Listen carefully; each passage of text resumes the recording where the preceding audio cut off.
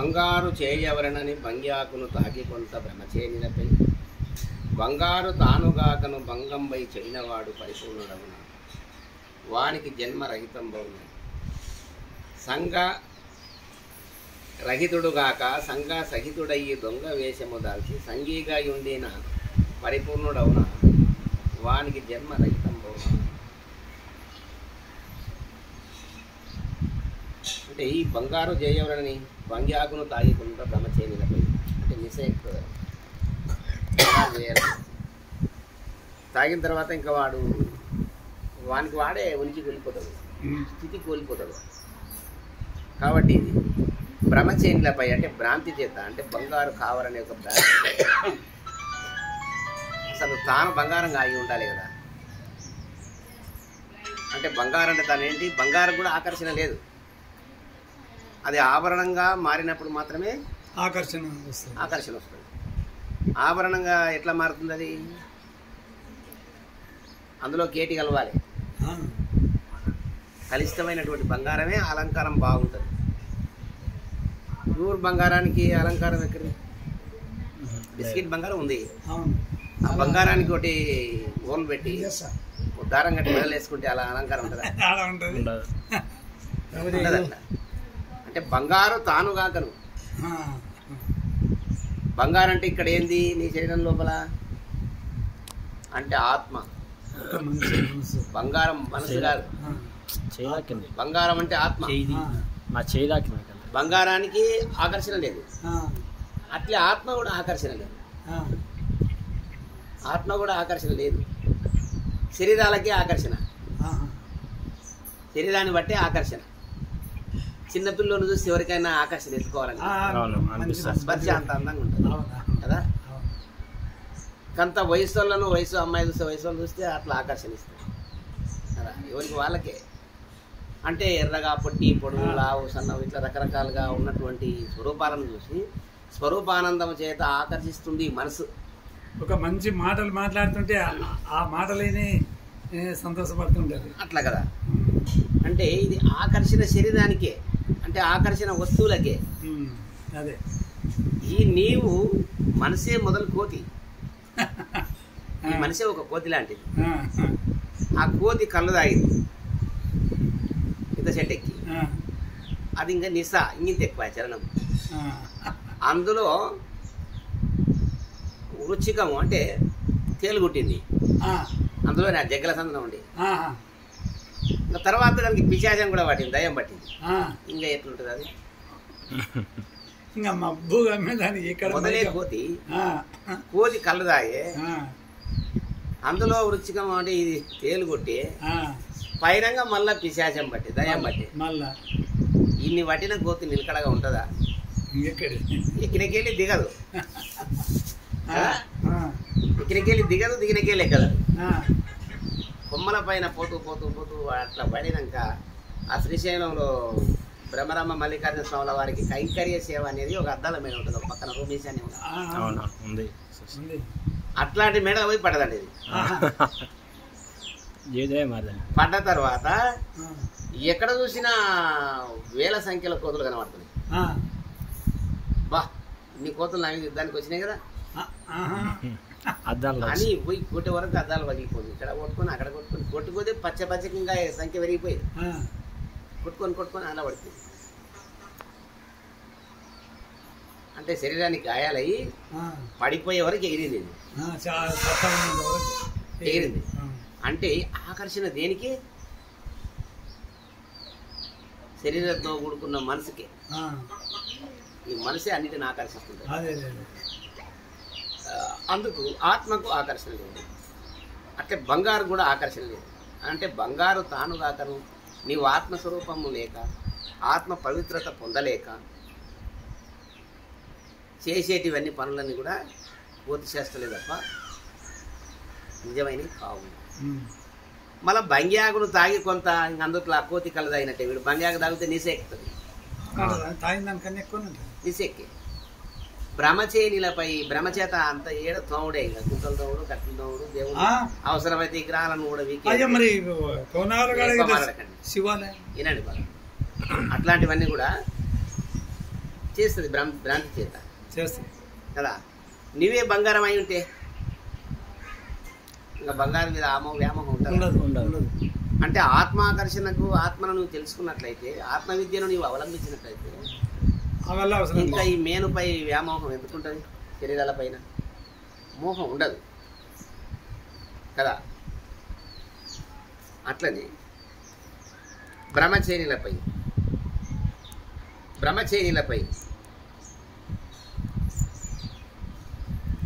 బంగారు తానుగాకను భంగంపై చెడినవాడు ఇంకా భంగమే అవుతాడు కదా. ఏదైనా వనికొస్తుందా? అది నీ దగ్గర బంగారం ఉంటే ఏ షాప్కి పోయి టెస్ట్ చేసుకున్నా నిజమైన బంగారం కాబట్టి నీకు వాల్యూ ఉంటుంది. నువ్వు భ్రాంతి చేత దొరికిందంత బంగారాన్ని మూటగట్టి ఎత్తినేసుకుని తిరిగినావు అంటే వేదాలు, శాస్త్రాలు, పురాణాలు, ఉపనిషత్తుల సారాంశంతో వచ్చినటువంటి యొక్క జ్ఞానం ఏదైతే ఉందో అది నేతిని మహావాక్యం అలా అది నిలిచేది కాదు. ఇంకా భంగం అవుతావు.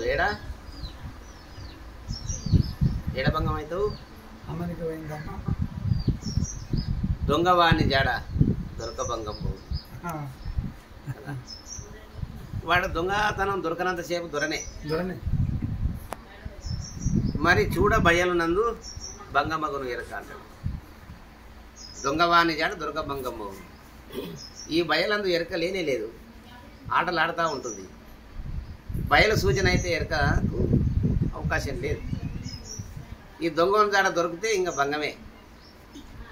ఇంకా మాట్లాడు నోరు లేస్తుందా? దొరకనంతసేపు బా మన ఇడిసేది లేదు మహారాజా. శిక్ష గట్టిగానే వేయాలి వానికి. మన జీవితంలో మరపు రావద్దు, మళ్ళీ ఇంకోసారి దొంగతనం చేయొద్దు, అటువంటి శిక్ష మీరు అమలు చేయాలి మహారాజా అని వాడు తిరుగుతూ ఉంటాడు. అలా ఊడి పెడతా ఉంటాడు. అక్కడ ఇక్కడ ఆ పనుకి కూడా మాట్లాడుతుంటాడు.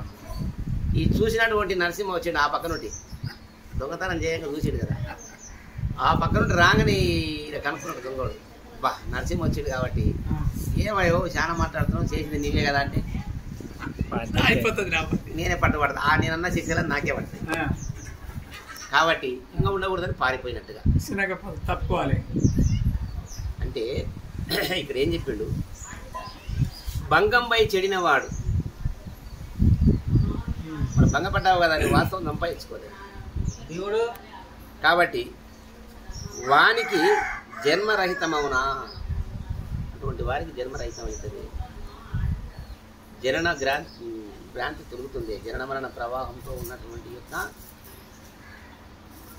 జనన మరణ ప్రవాహ రూపమైన ఈ సంసార భ్రాంతిలో దిక్కినటువంటి యొక్క జీవునికి దీన్ని రహిత పరిచేటటువంటి దేశకోరత్నం ఎక్కడున్నాడో అటువంటి మహనీయుల సేవ చేసి తెలుసుకుంటే పోతుంది తప్ప కొట్టిగా భ్రాంతుల చేత మనస్సంభవమైనటువంటి సర్వము భ్రాంతులకు లోనై పరిగెత్తేటటువంటి వానికి జన్మరహితము కాదు కదా. అందుకు సంఘరహితుడు గాక. సంఘరహితుడు అంటే ఎవరు? సంఘము అంటే 24 తత్వాలతో కూడుకున్నటువంటిది సంఘము. బాహ్యంగానేమో సంఘము అంటే అన్ని సంఘాల్లో నా పేరు ఉండాలనుకోవడం. అన్ని సంఘాల్లో గ్రామ సంఘంలో నేను ప్రధానంగా ఉండాలి, మండల స్థాయిలో కూడా నేను ప్రధానంగా ఉండాలి, జిల్లా స్థాయిలో కూడా నేనే మేటిగా ఉండాలి, ఇంకా రాష్ట్ర స్థాయి సంఘంలో కూడా నేను ఉండాలి. ఇట్లా క్రమంగా సంఘాలలో అన్నిట్లో మేటి ఉంటే ఒకనాడు ఎమ్మెల్యేకి పోటీ చేయొచ్చు నేను. జనాలంతా అంటే ఇట్లా భ్రాంతులు పెంచుకుంటూ పోతూ ఉంటాడు. అంటే ఏమంటాడు ఇక్కడ? మేలని వేలడిగా రాలేదు, 1000 లక్షలు కోట్లు కలిగిన కొదవ తీరదు. మేలని వేలడిగా రాలేదు, 1000 లక్షలు కోట్లు కలిగిన కొదవ తీరదు. కలిగి కలకాలంబు తరగని ఫలము కొరకై ఆశ్రయించి నయ్య ప్రభురాయ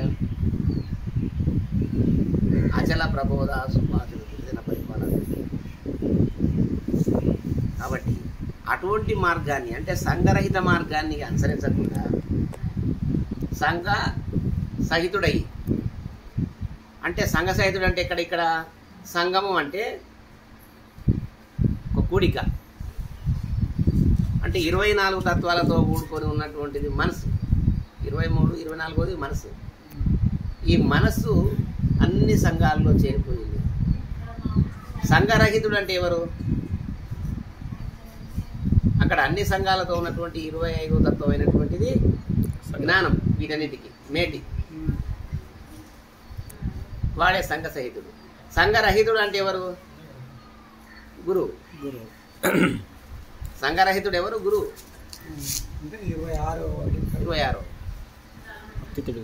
26వది అదే పరిపూర్ణము అని. మరి దానితో నీవు కలవడానికి నీ ఆటలు తాగవు. ఎప్పుడైతే అది దర్శనం అయిందో ఇంకా సంఘరహితులు అయిపోతా. అటువంటి సంఘరహితమైనటువంటి అంటే ఏకాంత ఆలోచన నీవు ఆలోచించలేదు. సంఘరహితుడు అంటే ఎవరు? ఎప్పుడు గుంపుతో కూడుకొని అట్లా గొడవలకు అట్లా పోతా ఉండవే తప్ప అసలు నేను ఎవరిని, నేను ఎక్కడి నుండి వచ్చినా, నా ప్రయాణం పెట్టిపోతుంది,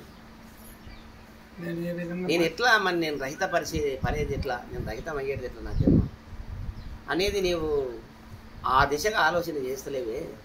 ఎప్పుడు సంఘరహితం లేకుండా సంఘ సహితంతో కూడుకున్న ఆలోచనలే ఉంటాయి తప్ప నిన్ను నువ్వు తరించుకునే మార్గము ఆలోచించక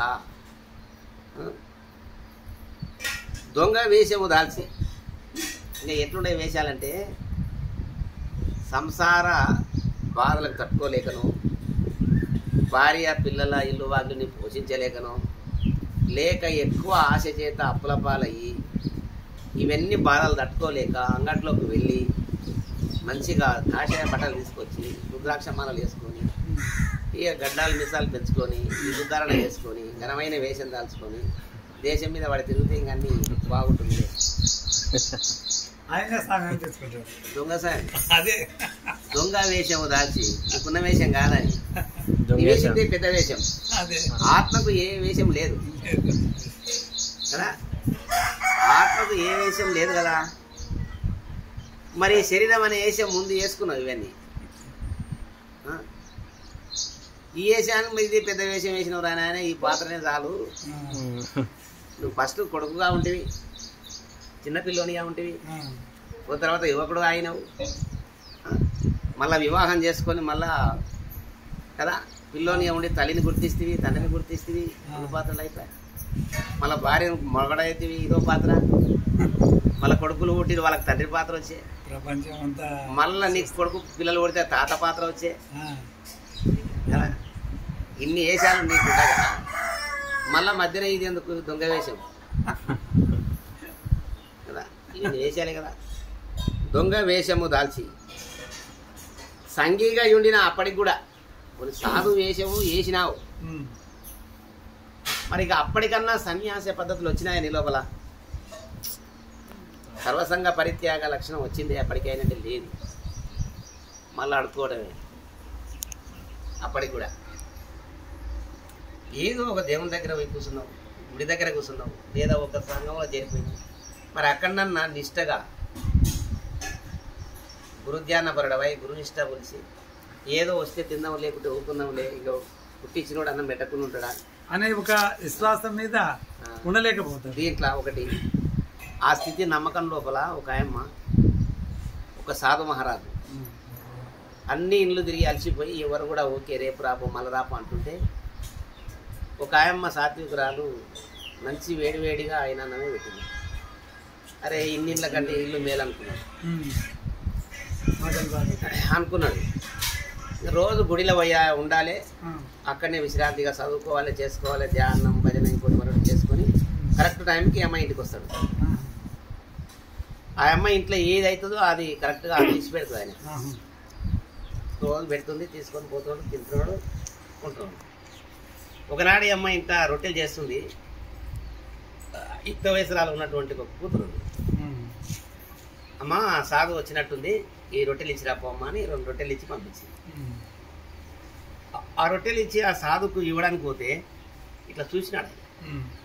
చూస్తే ఇక్కడ స్థానాలు కనపడాయి కదా. అయ్యయ్యో నీకెందుకమ్మా ఇంత గడ్డలైనవి, నీకేం బాధ లేదా అని ఇట్లా అన్నాడు అనమాట. అమ్మాయి అని అరుచుకుంటే ఇట్లా కురికింది. ఏం సాధు అమ్మా ఇలా చేస్తున్నాడు అని అన్నాడు. అయ్యయ్యో అట్లా కాదమ్మా, ఆయనకి తెలియదు అవన్నీ, ఆయన దేహం మీదనే ధ్యాస లేదండి, పుట్టతోనే సాధు, ఆయనకి తెలియదమ్మా ఉందని చెప్పి మళ్ళీ పోయి ఏమమ్మా పాపకి ఏం బాధ లేదా? ఈ పెద్దోళ్ళు ఏంటంటే కొంగు సవరించుకొని పోతారు. అవునవును, అదే ఇది ప్రతివాత లక్షణం. ఇప్పుడు ఆ లక్షణాలు లేవు, ఇంకా మరింత అన్ని బిగ్గర కట్టుకొని పోతారు బయటికి. అప్పటి వాళ్ళు ఎందుకంటే కొంగు ఇట్లా సవరించుకొని వచ్చేవాళ్ళు, ఇంకా నిత్య మీదకి కూడా కప్పుకొని వచ్చేవాళ్ళు బయటికి. ఎవరన్నా పరపురుషులకు కనబడాలంటే అంత సవరించుకొని వచ్చేవాళ్ళు. అట్లా వచ్చేది కానీ ఎన్నడూ కనబడలే ఆయనకు. ఈ అమ్మాయి మామూలుగా వచ్చింది కాబట్టి కనబడి. లేదు స్వామి, అవి గడ్డలు కావు, ఇవి స్తనాలు. దేవుడు అనేవాడు భవిష్యత్తులో పుట్టబోయే పిల్లల కొరకు ఇందులోకి వెళ్ళి పాలు రావడానికి దేవుడు ఈ స్తనాలను ఏర్పాటు చేసిండు. రేపు ఆమె భర్తను చేసుకున్నాక వివాహం అయిన తర్వాత ఏదో కుమారుడో కుమార్తెనో పుడితే అక్కడికి వెళ్ళి పాలు వస్తాయి, వాళ్ళు ఆ పాలను దాగి జీవించడానికి దేవుడు అట్లా ఏర్పాటు చేసిండు అని చెప్పిందంట. అసలు అమ్మాయికి పెళ్ళే కాలేదు, కడుపులో పిల్లోడే తయారు కాలేదు. ఎప్పుడో పుట్టడో వానికి తయారు చేసి పెట్టే దేవుడు నేనెందుకు అడుక్కునాలే? నన్ను పుట్టించినాడు, పెరిగిన పెద్దగా ఇంతలా అయిన మనిషికి నాకు అన్నం పెట్టడా? నేను అడుక్కోను అనుకున్నాను. ఉపదేశం చూడాలి, చెప్పిన ఉపదేశం అందుకే ఎంత కావాలన్నా గురుకీలు ఎంత కావాలనో అన్నా రంతు చేసి చదువు చెప్పే పంతులయ్యే భావం కాదు ఇది కదా. కీలు అర్థమైపోయినాయి. ఈ దైవరహస్యం ఇంత గొప్పగా ఉంటే నేనెందుకు ఊర్లో మీద వాడు అడక తింటుండా? నాకేం అవసరం? నాకు పెడతాడా లేదా నేను కూర్చుంటా అని పోయి కూర్చున్నాడు. ఆ గుళ్ళేనే ఓ పక్కన స్థానం ఏర్పాటు చేసుకొని ఓ జింక చర్మమో లేకపోతే ఆయన దగ్గర ఏదో ఒకటి వేసుకొని ఇక ధ్యానంలో కూర్చొని పోయింది. గుడికి వచ్చేటోళ్ళంతా ఒకరోజు చూసినారు, ఇక రెండో రోజు చూసినారు, ఆనే కనబడ్డాడు అట్లే. మూడో రోజు కూడా చూసినారు, అయ్యో పాపం ఈయన దేవుడు లేకున్నాడమ్మా, ఈయన మహాత్ముడే సామాన్యుడు కాదు అని గుడికి వచ్చిన వాళ్ళంతా ప్రసాదాలు ఆడ పెట్టిపోతున్నారట. ఆయన కూడా పెట్టి మొక్కిపోతున్నారు. అందరు పోయినాక ఆకలి టైంకి ఆయనకు స్పృహ వచ్చి చూసుకొని ఆయనకి వీలైన కాడ తింటున్నాడు. మిగిలిన అన్ని అక్కడ వచ్చిన వాళ్ళకు ఉంటారు, ఆ గుడి దగ్గర వాళ్ళందరికీ పెడుతున్నాడు. చూడు, అడుక్కుంటే ఎవరు పెట్టలే. అలా పోటీ తిరిగి భగవతి భిక్షాందేహి అన్నం పెట్టు అంటే మళ్ళీ రాపోన్నారు కాలేదని కదా. నీవు అడక్కనే కూర్చుంటే ఇక్కడ చూడరాదు ఎంత గొప్ప ఇక్కడ ఎంత జరుగుతుంది అంటే దొంగ వేషము దాల్చి ఆశలు నశించక ఆ విధంగా తిరుగుతున్నారే. పోనీ అందుట్లోనన్నా ఉత్తీర్ణత పొందినారా వీళ్ళు అంటే లేదు, అక్కడ కూడా అడుక్కోవడం స్టార్ట్ చేసినారు. అందుకు సంఘరహితుడు కాక అంటే మనశ్శాంతి పొందలేదు అని, మనసు లేని చోటుకు వెళ్ళలే వీళ్ళు. మనిషి లేకపోవడమే సన్యాసం. మనసున్నంతసేపు సన్యాసి కాదు. బాహ్యంగానే ఎంతసేపు సన్యాసం స్వీకరించేది. చేపలకు పోతే ఒక గంట సేపట్లో సన్యాసం అవుతుంది. మంచిగా కలర్ బట్టలు కట్టుకోవచ్చు, మంచిగా సిగరెలు పెట్టుకోవచ్చు, మాలలు వేసుకోవచ్చు, దండా కషాయములన్నీ పట్టుకోవచ్చు, ఓం శంకర అనుకుంటూ పోతే అయిపోయి సాధు. ఇంకా కానీ మనసు కావాలి కదా అట్లా, అందుకు అట్లా రాసినాను. సంఘ సహితుడయ్యి దొంగ వేషము దాల్చి సంఘీగా ఉండిన పరిపూర్ణుడవునా? పరిపూర్ణుడుగా. పరిపూర్ణత్వం అంటే ఏంది?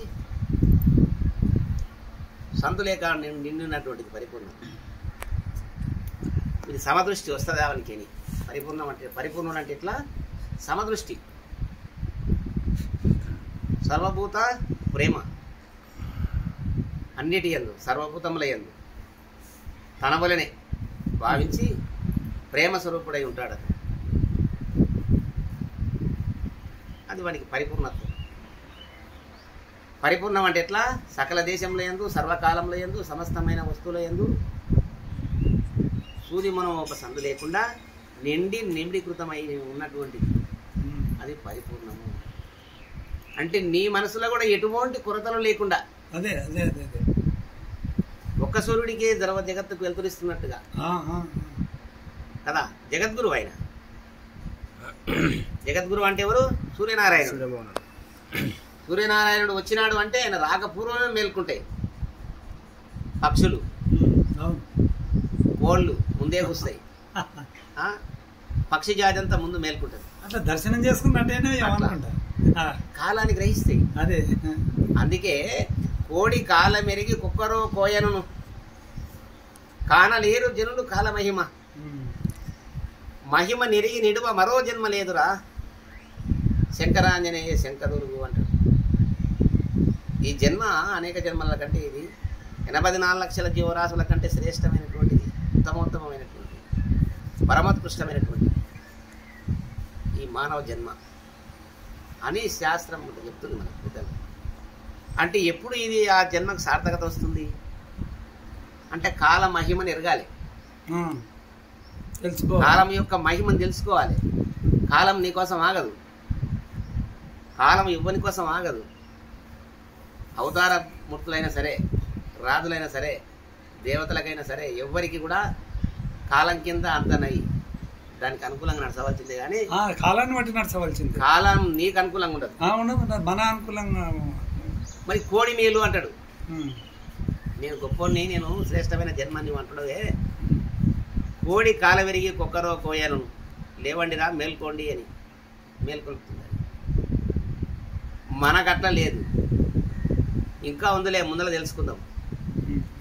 ఇప్పుడు పిల్లోని తర్వాత పెళ్ళి అయినాక ఇంకా యువకుని, పిల్లలు అయిన తర్వాత పిల్లలు పెద్దగా అయినాక చదువుతాం, వాళ్ళు పెద్దగా అయినాక పెళ్ళిళ్ళు అయినాక చూద్దాం, పెళ్ళిళ్ళు అయిన తర్వాత వాళ్ళకి పిల్లలు ఉట్టపోయి వాళ్ళకి అయినాక చూద్దాం, అన్ని వాయిదాలు వేసుకుంటూ అప్పుడు చూద్దాం.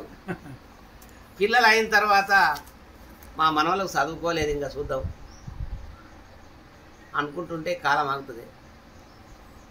ఎప్పుడో ఏ వేళనో ఇది నిర్ణయింపక నెగిరిపోవును కొట్టి ఆశల చేతనరులు బెర్తులై చెడిపోతుంది కదా. ఒట్టి ఆశలే ఇవన్నీ తెలిసేటి కాదు. కాలం విలువ తెలుసుకోలేక కాలగర్భంలో ఇలా కలిసిపోతా ఉన్నారు. మరి శ్రేష్టత్వం ఏడొచ్చేయంగా లేదు. మానవుడు అంటే ఏంటంటే మోక్షం అనేది ఒక మానవునికే. నీకు ధర్మము, అర్థము, కామము సమస్త జీవులకు ఉంది, 3 ధర్మాలు కదా. అంటే ధర్మం అంటే ఒక దాన్ని అనుసరించడం. మానవుడు ఇల్లుని అనుసరిస్తున్నాడు, పక్షులు గూడు అల్లుకుంటున్నాయి, పశువులు దొడ్డికి చేరుకుంటున్నాయి, మృగాదులన్నీ ఒక గుహలు ఏర్పాటు చేసుకుని అందులో పోతున్నాయి, చీమలు ఒక రంధ్రం చేసుకొని అందులో పోతున్నాయి. ప్రతి ఒక్కదాన్ని ఒకదాన్ని అనుసరిస్తున్నాయి కదా, ధర్మం ఇది కదా. చెట్టు నెక్కి కొమ్మ మీద నిలబడినప్పుడు ధర్మం, ఆ చెట్టు కొమ్మని నరుక్కోవడం అధర్మం. నీ కొమ్మను నీవే నరుక్కుంటున్నావు. మానవుడు నమ్మినటువంటి అన్ని ఇస్తున్నటువంటి సృష్టిని కలుషితం చేస్తున్నాడు కదా. కాబట్టి అప్పుడు నీ సృష్టిని కలుషితం చేస్తున్నప్పుడు వాతావరణాన్ని నీ కాలు కింది కొమ్మను నీవే కొట్టుకున్నట్టే కదా. అన్నప్పుడు నువ్వు మానవుడు ఎట్లయితావు? నీకంటే ఆ పక్షులు మేలు, ఆ చీమలు మేలు, ఆ పశువులు మేలు, ఆ మృగాలు మేలు, గాడిదలు మేలు అన్నారు అయ్యా. ఇంకా వీళ్ళు మనసులు గారు ఇట్లా ఈ 3 చేసేది. అవన్నీ కూడా నీకంటే తక్కువ చేయలే, అవన్నీ ధర్మాన్ని అనుసరించినవి. అర్థం అంటే డబ్బు సంపాదిస్తున్నావు నువ్వు. చీమలు కూడా రాత్రి వాళ్ళు 24 hours గింజలు మోస్తూనే ఉంటాయి. ధాన్యం, గడ్డి ధాన్యాలు, బియ్యాలు, ఒడ్లు కానీ ఏవి కానీ లావు ఉంటే 4-5 గుంపు కూడా మోస్తాయి. నువ్వు గుంపు కూడా మోస్తావు. ఆడ గని ఉంది అంటే నువ్వు ఒక్కడవే తెల్లాలు లేచిపోతావు. భాగానికి వస్తాడని చీమలకున్న ఐక్యత నీకేడుంది? వర్షం వచ్చి ఒకవేళ అవి కూడా పెట్టుకున్న ధాన్యం అంతే మళ్ళీ బొక్కలకి వెళ్ళి తీసి బయట పెట్టారు. మరి చూసి నేర్చుకోవాలి, విమర్శించాలి. విమర్శన జ్ఞానం నీకుంది కదా. మరి మానవుడై పుట్టినవు, నేను శ్రేష్ఠుని అని మురిస్తే కాదు, విషయాన్ని గ్రహించాలి, విషయరహితం పొందాలి. అడగడుగున విచక్షణ తెలివి మానవునికి ఇచ్చిండు, భాషా జ్ఞానం ఇచ్చిండు. ఆ తెలివి ఇచ్చినాడు, భాషా జ్ఞానం ఇచ్చినాడు, అర్థం చేసుకునే పద్ధతులు మొత్తం వచ్చింది కదా. అందుకే ఉత్తమమైనటువంటి జన్మ ఇది. కానీ దేనికంటే ఉత్తమం అని ఆలోచించుకోవాలి. ఇక్కడ చీమలు ఆ విధంగా బలవంతమైన సర్పము చలిచీమల చేత జిక్కి సావిర సుమతి బలవంతుడ నాకేమని పలవులతో పలుకుటని ఎలా, దాని చేత లెక్క బలవంతుడ నాకేమని పలుకుటని ఎలా, బలవంతమైన సర్పము చలిచీమల చేత జిక్కి సావిర చెప్పినాడు కదా. అంటే ఐక్యత ఉంటే, మానవులై పుట్టి ఐక్యతగా ఉంటే ఎంతవాడినైనా పడగొట్టచ్చు. ఇప్పుడు యుద్ధం జరిగింది పాకిస్తాన్కి మనకు కదా.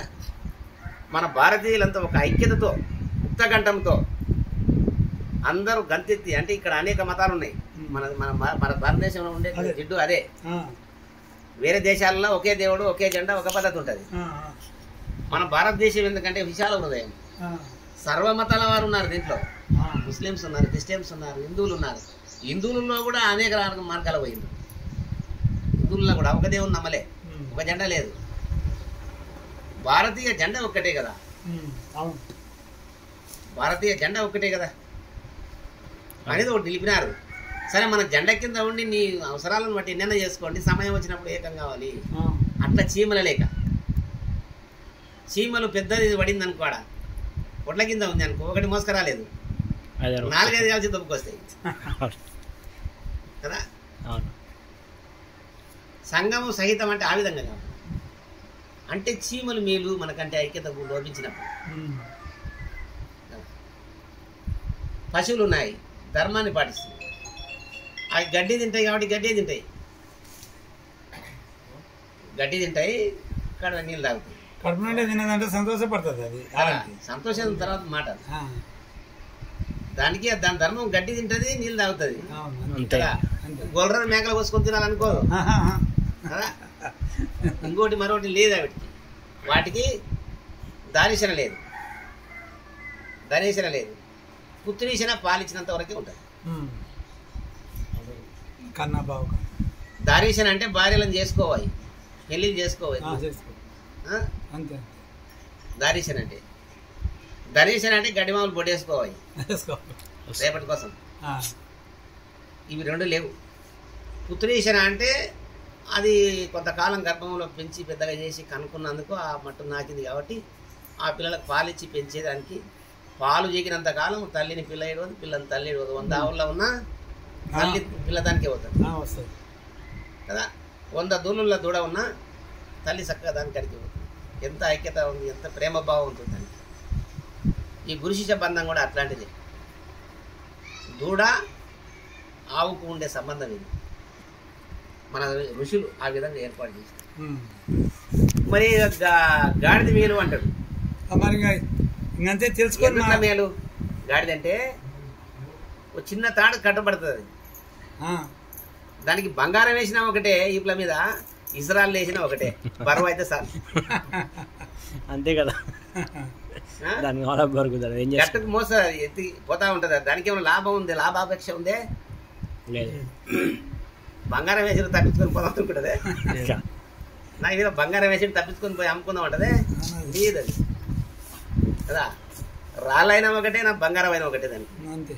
మరి మానవుడు ఆ విధంగా అనుకుంటున్నాడా? నష్టమైన ఒకటే, నాకు లాభమైన ఒకటే. దైవ ప్రసాదం, నా కర్మకు ఫలితం ఇది వచ్చింది, నేను ఎందుకు దేవుని నిందించాలి, గురువులు నిందించాలి, నా తల్లిదండ్రులను ఎందుకు అనాలి? నా కర్మఫలం ఇది అనుకోవాలనా? అనుకోవాలి. ఇది నేను గత జన్మలో చేసిన పాపము, ఇప్పుడు చేసిన పాపము. గత జన్మలు అంటే ఏంటివి? రకరకాలుగా ఉన్నాయి. అంటే నువ్వు పుట్టిన కాడ నుండి ఎన్ని జన్మలు ఎత్తినవో ఈ జన్మలోనే. అంటే ఎన్ని జన్మలు అంటే ఏంటివి? నిద్రపోవటమే ఒక మరణం, మేలుకు వచ్చిందంటే అది జన్మ. ఎప్పుడైతే ధ్యాసకు వచ్చిందో అది జననం, ఎప్పుడైతే మర్చిపోతుందో అది మరణం, ఇంకా దగ్గరగా వస్తుంది కదా. ఇట్లా అనేక సార్లు సత్యమార్గం మందు ప్రయాణించే సమయం లోపల ఎన్నిసార్లు మరిస్తువో అవి అన్ని జన్మలు. కాబట్టి ఆయా జన్మల్లో ఎంత కర్మ చేస్తున్నావు అందుకే ఫలితం అనుకుంటున్నావా? అందుకే గాడిద మేలు అని. ఫలాపేక్ష లేకుండా రాళ్ళు మోస్తుంది, అది బరువు మోస్తుంది. అట్లా అవన్నీ ఎన్ని చేసినా కూడా దేవుని తెలుసుకోవాలనేది ఒక మానవునికి ఉంది, వాటన్నిటికీ లేదు. నీకు ఇటువంటి జ్ఞానం ఇచ్చినందుకు అవి కూడా నిద్రపోతున్నాయి, పిల్లలకు అంటున్నాయి, తింటున్నాయి. ఇప్పుడు మనం చేస్తాం. ఇంకా మనం కూడా సంసారం చేసుకోవడం, పిల్లలకు అనుకోవడం, తినుకోవడం, పండుకోవడమే చేస్తే ఇంకా జంతువులకు మనకు తేడే ఉంది.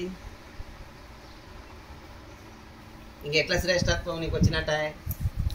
అందుకే మానవ జన్మం ఉత్తమమని నువ్వు మురిసితే ఫలితము లేదన్నా, అది ఉత్తమం కాదన్నా. నీ ఉనికి విచారించాలి. నీవెక్కడి నుండి వచ్చినావు, నీ ప్రయాణం ఎటు, అసలు నేను ఎవరిని, నేను లేకుండా పోయే విధానం, భగవంతుని లయమయ్యే పద్ధతి ఏంది, ఉప్పు ఏడికెళ్ళి వచ్చింది, సముద్రంకి వెళ్ళి వచ్చింది.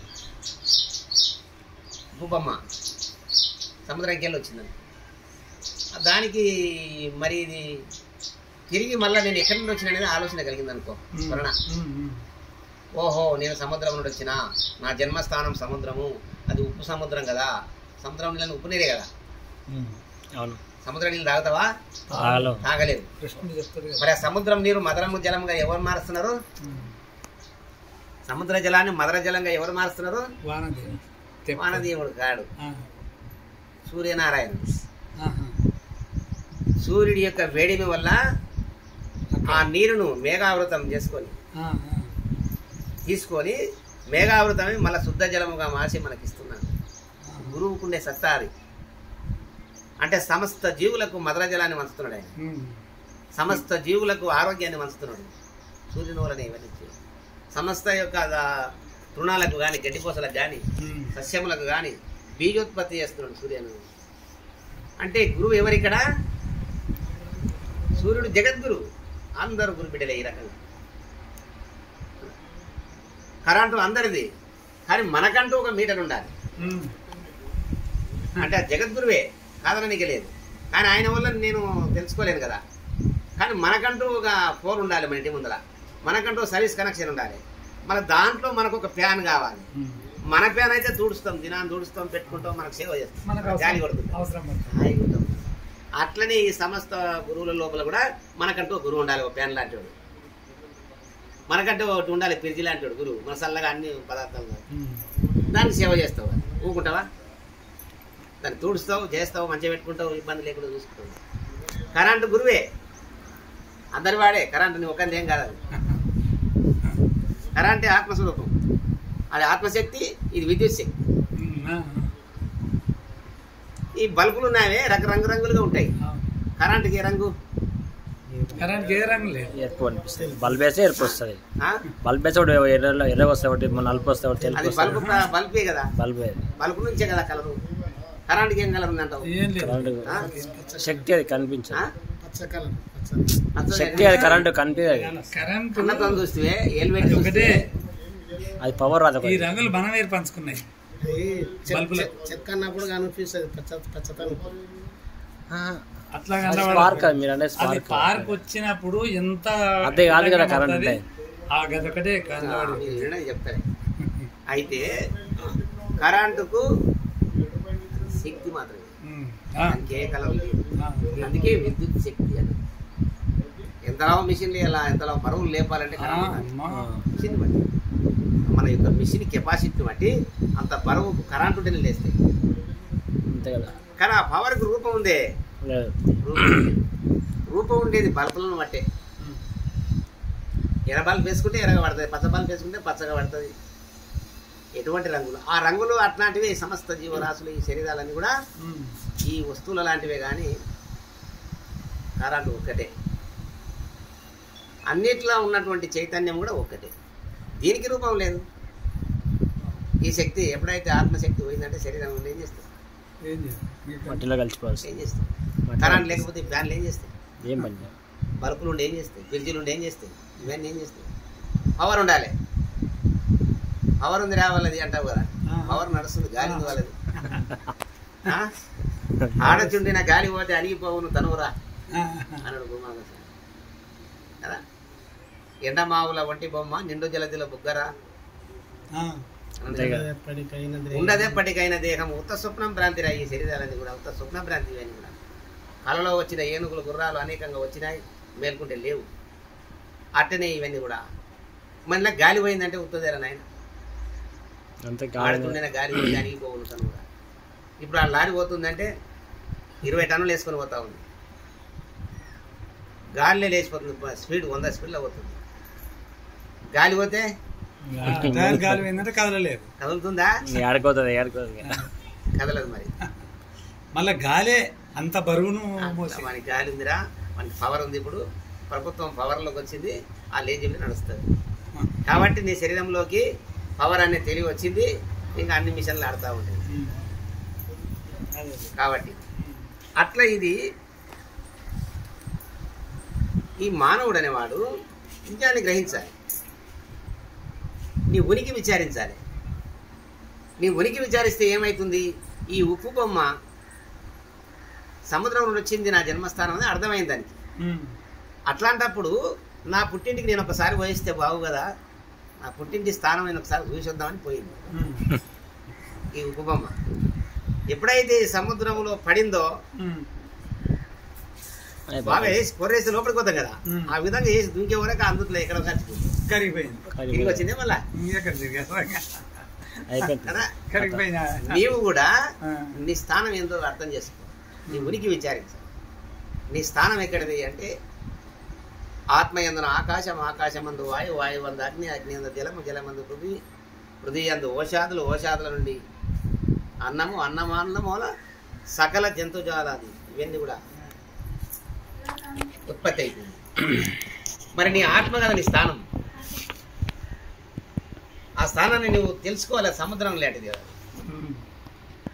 కదా, అప్పుడు పరిశుద్ధాత్మ స్వరూపుడు కావాలి కదా. అప్పుడు ఆత్మశుద్ధి లేని ఆచారం అది ఎలా, బాండవ శుద్ధి లేని పాకం ఎలా, చిత్తశుద్ధి లేని శివబుద్ధి లేలరా. విశ్వదాభిరా విభవ్యమ అని చెప్పి అచల ఋషి వేమన యుగంలో వారు చెప్పి, మరి అప్పుడు కదా నీకు మానవ జన్మ ఉత్తమమని నీవు వసవచ్చు కదా. మానవుడు మాధవునిగా మారాలి, నరుడు నారాయణునిగా మారాలి. అప్పుడు ఈ జన్మకు సార్థకత సిద్ధిస్తుందని ఒట్టిగా దొంగ వేషము దాల్చి, దొంగ వేషాలు దాల్చుకొని, లేని గడ్డాలు పెట్టుకొని, లేని మిసాలు పెంచుకొని, లేని బట్టలు కట్టుకొని, లేని నామాలు పెట్టుకొని దేశాల మీద తిరిగితే దేశకుడు అవుతావా? జ్ఞానులు ఒప్పుతారా? అజ్ఞానులు ఒప్పుకోవచ్చులే. గుంపు 100 గొర్రెలను ఒకటి మలిపోవచ్చు, ఒక సింహాన్ని మలపవని 100 మంది వచ్చి ఒక సింహాన్ని మలుపు ఏమి 100 గొర్రెలను మలిపినావు కదా, ఒక్కడవే మీరు ఒక్కడ మలిపినావు కదా, మీలాంటి వాళ్ళు 100 మంది కదా రాండి చూద్దాం. అట్లా ఒక నిజమైన జ్ఞానిని, అంతర్సన్యాసిని 100 మంది వేషధారులు వచ్చి కూర్చున్నా కూడా చుట్టూ ఒక దండాలు పెట్టవలసింది. అప్పుడు బట్టలు వేసిపోతాయి అన్నీ. అప్పుడప్పుడు చర్చలు కూడా వేసుకుంటున్నాయి జత అయితే. ఏమి ఇప్పుడు సన్యాసం రాసుకుంటే బూడిద రాలుతుంది అన్నట్టుగా, ఇప్పుడు అసలు జ్ఞానం అని గురు సేవలో పొంది ఉండాలి. నీకు సొంతంగా చర్చించుకుంటే రాదు అది. గురువు దగ్గర మృత్యుడవై బ్రహ్మనాది జాతులను బలాతిశయమును సర్వమును వేడి గురువు దగ్గర మృత్యునివలనే పడి ఉండవలను అంటాడు ఈశ్వరుడు. పార్వతీదేవి చెప్తా ఉంటాడు. అంటే బ్రహ్మనాది జాతులను, నేను బ్రాహ్మణ కులంలో పుట్టిన కదా, ఆయన శూద్ర కులంలో ఉండే ఆయన గురువు ఉన్నాడు, ఆయన గురువు తెలుసుకున్నాడు, కానీ నేను బ్రాహ్మణుని కదా ఎట్లా చేరదు అనే భావం నీ లోపల ఉండదు. బ్రహ్మనాది జాతులను బలాతిశయమును అంటే ఆంజనేయుడు ఉన్నాడు. 72,000 కపిసేనలో ప్రధానమైనటువంటి వ్యక్తి ఆంజనేయుడు. గొప్పోడు ఆయన, వాళ్ళందరూ వానర సైన్యం లోపల గొప్పోడు. 72,000 కన్నా 72,000 మంది కన్నా గొప్పోడు కోతుల 72,000 కోతుల కన్నా పెద్ద ఆయన, అందులో ప్రధానమైన వ్యక్తి. మనకు ఎందుకు ప్రధాన వ్యక్తిగా వచ్చినాడు అంటే రాముల వారి సేవ చేసినాడు కాబట్టి, గురు సేవ చేసినాడు కాబట్టి గురువు మీద నమ్మకము, విశ్వాసం, గురునిష్ట, గురుమంత్ర జపము, గురువు యొక్క నామాన్నే మంత్రము వాదాలని నిరంతరము అందించాడు. జాగ్రత్త, స్వప్న, సుషుప్తి అవస్థల ఎందు కూడా గురునామాన్ని మరవకుండా చెప్పించినాడు కాబట్టి గురువు యొక్క కృప కలిగి చిరంజీవి అయిపోదు వాకని దీవించినాడు. ఆయనకు సంతోషం కలిగి చిరంజీవి అయిపోదు వాకంటే స్థిరంగా నిలిచిపోదు వాక, ఎప్పటికీ జీవకరని నీకు మరణమే లేదు, మృత్యుంజయుడు అవుతావు అనే గురువు దీవెన అట్లా వచ్చింది. ఆయన ఎట్లా వచ్చింది? ఆయనకు వల్లనే యజ్ఞాలు చేసిండా, యాగాలు చేసిండా, అన్నదానాలు చేసిండా, ఇంకోటి చేసిండా, మరొకటి చేసిండా, ఇదంతా కూడా మాయా. గురుసేవని నిజం అనుకున్నాడు, నమ్మి చేసినాడు కాబట్టి. బలాతిశయమును అంటే 7 సముద్రాలు, 7 పట్టణాల సముద్రాలు, సముద్రము నడి భాగంలో ఉన్నటువంటి శ్రీలంక, లంకానగరం అన్నాడు రావణాసురుడు. ఆ లంకానగరమే శ్రీలంక అని, అది కూడా నడిలో ఉంది అన్నమాట. అక్కడ ఎట్లా పోవాలి? పోలేడు. అప్పుడేమి విమానాలు లేవు. అప్పుడు ఈ సైన్స్ అంత పెరగలే అప్పుడు. ట్రైన్లు లేవు, బస్సులు లేవు, ఫోన్లు లేవు, దూరదర్శన్లు లేవు. రాములవారు ఉండే కాలంలో అడవి ఎక్కువ, జనసంచారం తక్కువ, అన్ని అడవి మృగాలే, రాక్షసులే ఎక్కడ చూసినా. అటువంటి సమయంలో ఈయన వాయుపుత్రుడైనటువంటి ఆంజనేయుడు ఎంత బలాఢ్యుడు. అటువంటి 7 పట్టణాల సముద్రాలను ఒకేసారి ఇట్లా లంఘించి అట్లా దూకినాడు. అంటే బలాతిశయమును వీడి, అంటే అంత బలాఢ్యుడైనా సరే రామదర్శనం కాగానే మృత్యుడైపోతాడు. 2 చేతులు పాదాల కింద పెట్టి అలాగే ముక్కుతాడు. ఇంకా చూడనే చూడడు, వేరే పాదాల వంకనే చూసుకుంటాడు. అంత గొప్ప బలాతిశయం. ఆశ్రమములు అంటే నేను గురువుని చేరకుండా ఆశ్రమాలు కట్టిన, గుళ్ళు కట్టిన, ఇవన్నీ ఎన్ని చేసినాయి, అన్ని బాగా వదులుకోవాలి కదా. అట్లా గురుసేవ వల్ల వచ్చినటువంటి మహాజ్ఞాని ఎవడైతే ఉన్నాడో వాని ముందు దొంగ వేషము దాల్చినటువంటి సాధువులమని చెప్పుకుంటున్నారే, వాళ్ళందరూ వీని ముందు నిలవరు. ఎవరి ముందు? ఈ గురుపుత్రుని ముందు, ఆంజనేయుని లాంటి అట్లా సేవ చేసినటువంటి వాని ముందు వీళ్ళంతా నిలవరు. ఎందుకు నిలవరు? ఆయన హృదయములో ప్రత్యక్ష దైవమే ఉన్నాడు గురువు. అది అక్కడ నాకు గొప్ప అనుకుంటాడు ఆయన ఏమన్నా అనుకో. సీతారామస్వామి నా హృదయంలోనే నివాసమై ఉన్నాడు. ఇంకా ఆయన్నే ముందున్నాగా నా గురుదేవుడే ముందుండి నడిపిస్తా ఉన్నాడే, ఇంకా నేనెంత? ఇంకా అందరూ ఆయనకు దాసులే కదా. ఎవరికి? గురువుకి. నా వల్ల వీళ్ళంతా పడిపోయిన దాన్ని నీ కించిత్ కూడా మనసులో వచ్చినట్లయితే నీ పని అయినట్టే. తెగులు స్టార్ట్ అయినట్టు ఒక పగనంగా ఉండకు రంధ్రం పడితే నీరంతా గారిపోయినట్టు కదా. అందుకే గురుభక్తి ఆవరణాంతము ఉండవాలి అంటే. గురుభక్తి ఎట్టుండాలి? ఆవరణాంతము ఉండవాలి. ఆవరణం అంటే ఏంది? శరీరం. శరీరం పోయే వరకు గురుభక్తి విహీనత కావద్దు. అది కోల్పోరాదు. ఎప్పుడైతే కోల్పోతావో అప్పుడు సముద్రంపై నడుస్తున్నటువంటి నావకు బొక్క పడినట్టే, రంధ్రం పడినట్టే. నావకు సన్నగా ఒక దబ్బడం పడినంత బెజ్జం పడినా మొత్తం నీళ్ళు వచ్చేస్తాయి. ఇంకా బాయ్ నీళ్ళు నిండినాయంటే అంత మునిగిపోతాం.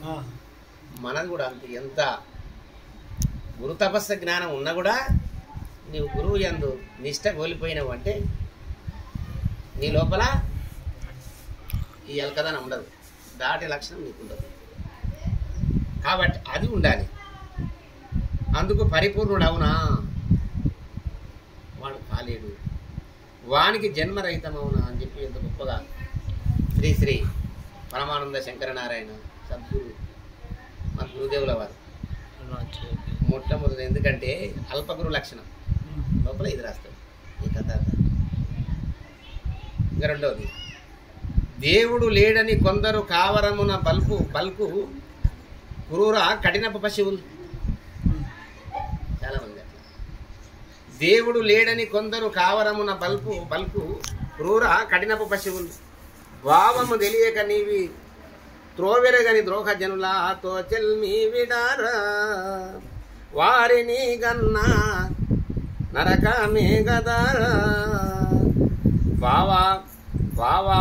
భావారాజితమైన పరిపూర్ణ గురువరుని బోధనలు వినాకున్న బడవాలతో చెల్మి చేయకు విడారా, వారిని గన్నా నరకమే గదారా. నా ఎంట ఎవరు లేరని బాధపడకు నాయనా, గుంపు లేదని బాధపడదు. గుంపు రంపే, రగడలే. ఇంకా గుంపు రంపై రగడలు పెట్టుకోవడమే తప్ప ప్రయోజనం లేదు. మనసరిని మిత్రులు ఒకటి చాలంటారు. మన జీవితము సరి చేసుకోనికి ఏముండాలంటే మనకు అనుకూలవతి ఆలి. నువ్వు చేసుకున్నటువంటి భార్య